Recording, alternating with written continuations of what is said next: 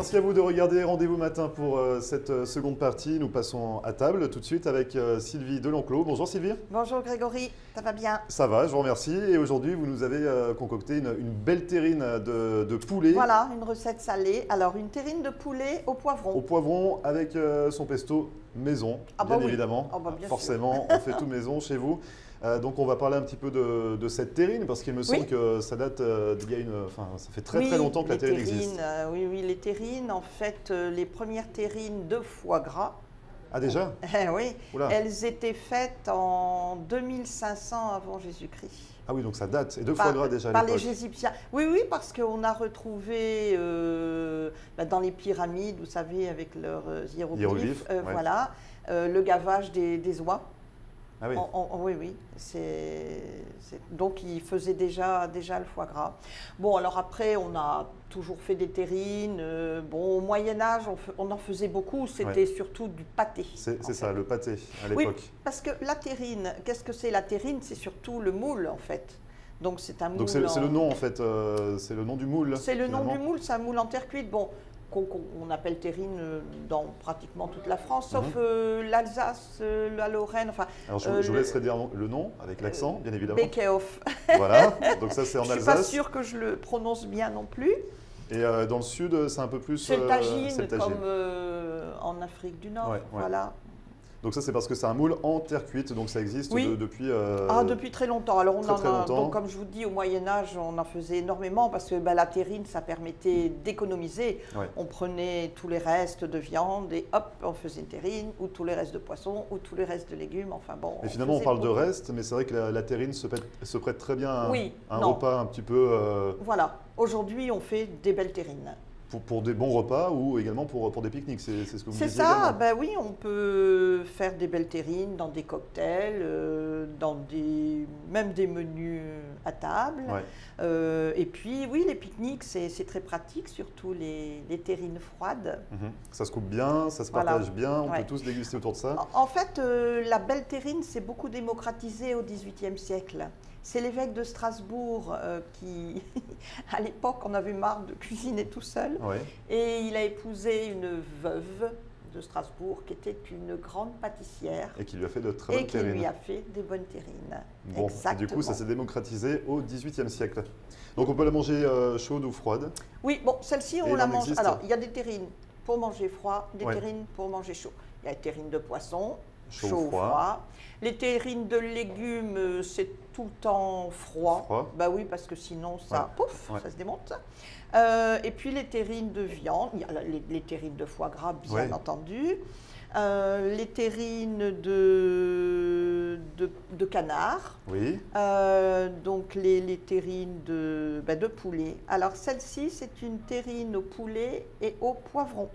Donc on va parler un petit peu de la recette. On va parler de la recette. Savoir un petit peu qu'est-ce qu'on y met. Il y en a pour combien de personnes dans celle-ci? Oh ben là, je pense on doit faire une dizaine de tranches. Une dizaine de parts?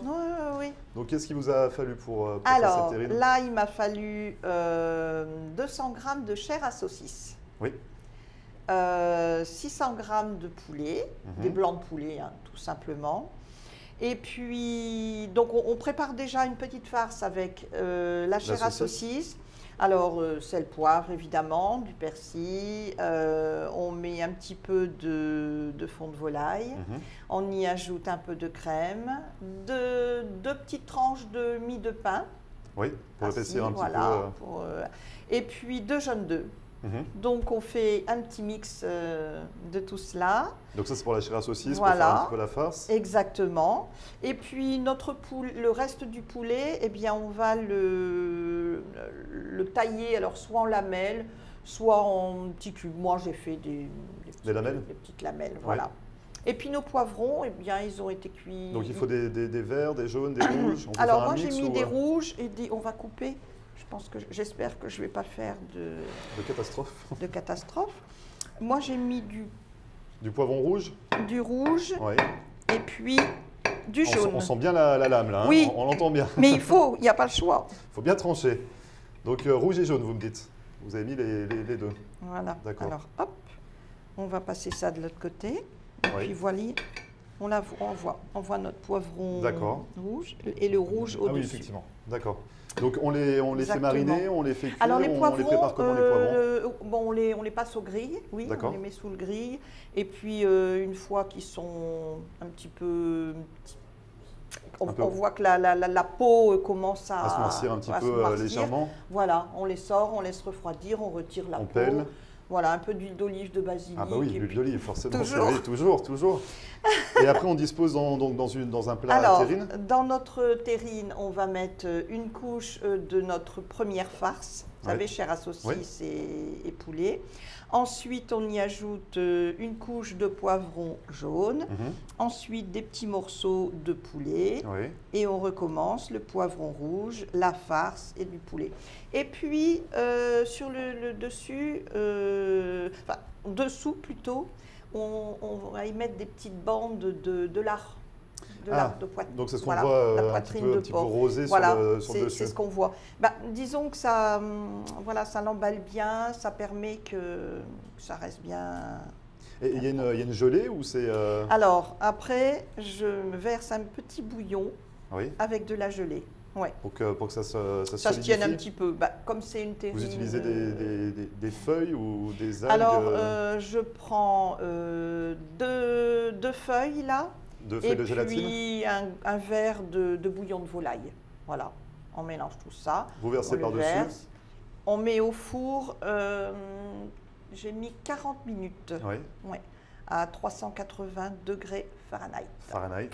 Donc pendant 40 minutes, il y a un moyen de savoir si c'est assez cuit ou... Non, ça suffit. Ça c'est naturellement, donc 40 minutes au four à 380 degrés Fahrenheit. Et puis, on la sort, on laisse refroidir et bien entendu, une nuit au réfrigérateur. Ah, ça se laisse reposer. Ah oui. Avant dégustation. Très bien. Donc, ça, c'est pour le poulet. Vous le disiez, on peut en faire d'autres sortes de viande. On peut faire du poulet au foie gras, des terrines de poulet au foie gras. C'est vraiment excellent. Avec le poulet, qu'est-ce qu'on fait encore? Poulet aux champignons, on peut faire poulet courgette. Poulet estragon. Poulet estragon, poulet estragon, ça doit être bon ça. En France, on le fait beaucoup. Le poulet et l'estragon, c'est très, très connu. Et donc celle-ci se mange froide, avec une salade. Voilà, tout simplement. Et on a quand même le pesto qui va avec également. Alors, pour relever un petit peu les saveurs. Oui, parce que en fait, le pesto, d'abord, ça va bien avec le poulet. Et puis surtout, ça va bien avec le poivron. Donc, ce qui fait que le pesto... Sinon, un aioli, c'est pas mal non plus. Avec la terrine de poulet. Aioli. Un bel aioli maison, c'est bien. Forcément, toujours. Voilà. Donc, pour le pesto, déjà, on le fait comment, le pesto? Alors, le pesto, donc, vous prenez une belle botte de basilic. On pile dans un mortier. Voilà. On y ajoute une gousse d'ail, le tiers d'un verre d'huile d'olive. Ah bah oui. Toujours. Sel, poivre. On va mettre 50 g de parmesan et 50 g de pignons de pain pilés. D'accord. Si on n'a pas de pignons, on peut mettre des noix ou des amandes. Bon, la recette traditionnelle, c'est avec le pignon. Le pignon de pain. Donc on mélange le tout. Exactement. Tout simplement. Et c'est prêt. Tout simplement, et c'est prêt. Ah oui. Alors après, si vous voulez vous en servir comme vraiment d'une vraie sauce pour mettre dans une salade, on met un peu plus d'huile d'olive. Si on le met, je sais pas, dans un plat, on en met un peu moins. Là, voilà, c'est la recette que je vous ai donnée. C'est prêt instantanément. Exactement. Et ça s'accompagne très bien de la terrine de poulet. La recette de la terrine sera retrouvée sur votre page on va la retrouver Facebook, comme d'habitude. Voilà, on va mettre la vidéo et la terrine. Donc sur la cuisine de Sylvie, la page Facebook. La cuisine de Sylvie. Et si on souhaite vous contacter, Sylvie, on peut vous appeler déjà par téléphone? Comme d'habitude, 954 579 23 11. Et par mail?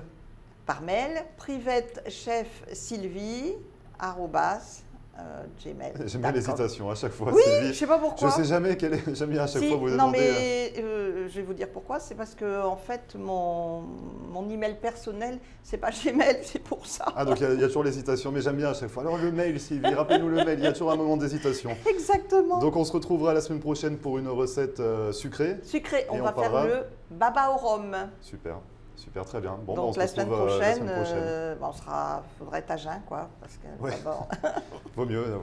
Il ne faut pas en abuser, surtout Sylvie, à consommer avec modération. Exactement. Parce qu'on sait que vous avez un petit peu la main lourde sur le rhum, généralement dans les préparations. Ah, il va être bien abîmé, ça donc, je peux vous le dire. On verra ça la semaine prochaine. Merci beaucoup. Bonne journée. Bonne journée à vous. Au revoir. Et vous ne bougez pas, on revient juste après ça.